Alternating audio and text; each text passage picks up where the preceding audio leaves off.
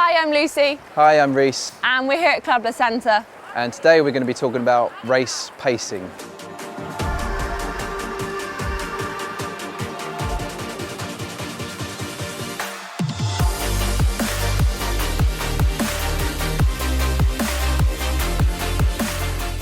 Obviously, as triathletes, we have different distances. Anything from super sprint, which I think is a 200-metre pool swim, all the way up to the full Ironman distance, which is 3.8 kilometres.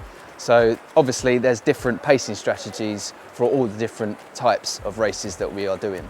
Yeah, and there's also different pacing strategies depending on how confident you are as a swimmer. So as a more confident swimmer, you might want to start nearer the front in a race, and normally you're going to go out pretty quick to try and distance yourself from everyone else, find your space and then settle into your rhythm. If you're not so confident a swimmer, you might want to start a little bit nearer the back and then actually build your pace as you get into the swim and as you feel more confident in the water. So it's going to depend on the individual, and it's going to depend on how you want to race it. So do you just want to finish the race, or are you going to try and win the race?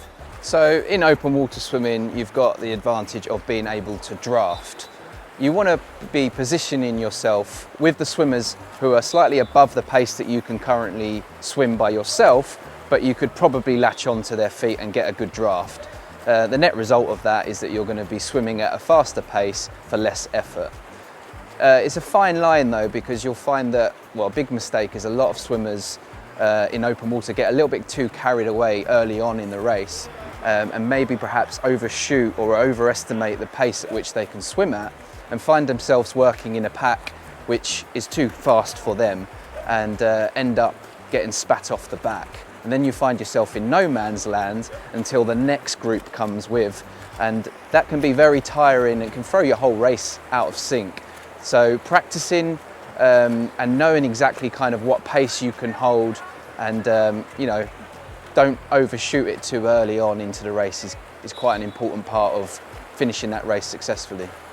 If you was doing a half Ironman race, for example, and there was wave starts, and if you were an expected time of around 40 minutes, I would suggest trying to stay with or position yourself with swimmers who are going to swim around 37.5 minutes. So they're about 2.5 minutes quicker than you, but if you can latch onto their feet and they can pull you round, even if they don't pull you round for the whole thing, you could find that you've saved yourself a minute due to drafting, whereas if you were by yourself, you'd be 40 minutes, and perhaps you would be pulling people along who were 42.5 minutes. It's just the nature of the environment of open water swimming. It's a mass start ultimately, and you're going to have swimmers who are 20 minutes faster than you and 20 minutes slower than you. So it's quite tactical on where you position yourself, and it's just knowing what your abilities are and working a little bit further ahead of that to get the draft benefit. The different pacing strategies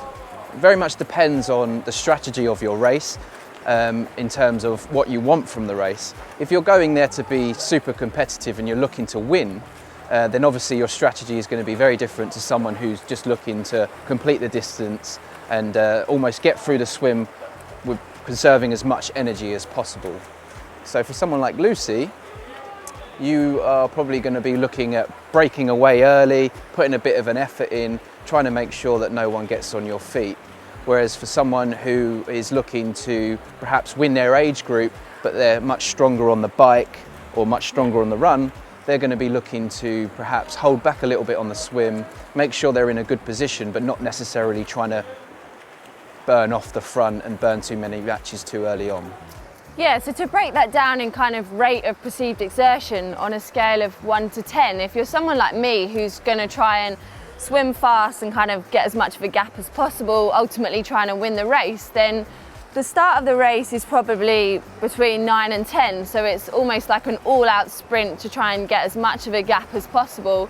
And I'm going to hold that for as long as I feel like I've got the gap and I've done what I need to do. And then I'm going to settle back down into around a 7 or 8. So it's still quite a high tempo effort. It's just getting in that groove. And then for me, I kind of can hold that, and maybe at the end I'll pick it up a little bit more just to put in a final bit of effort, get everything moving nice and quick before I get on the bike. But if you're someone that's looking more to complete the swim and get yourself on the bike in the best kind of state and not have used too much effort, then I guess the beginning is probably still going to be quite a high effort, maybe around the 8 or 9 mark, so that you're getting away and you're getting your space.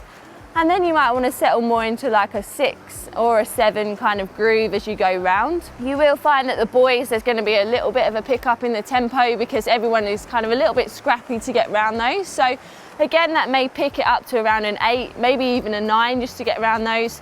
And then you want to settle back down into that kind of 6 or 7 groove again. And maybe at the end you might want to pick it up a little bit, but you may even want to relax it a little bit actually, just to kind of get your head ready, think about the transition and think about the next stage of the race. Of course, it all depends on what distance you're doing as well. So if you was doing a sprint distance, you're probably just going to be going pretty hard from the word go. Whereas an Ironman, you're going to be wanting to reserve that energy and save it for later on during the race.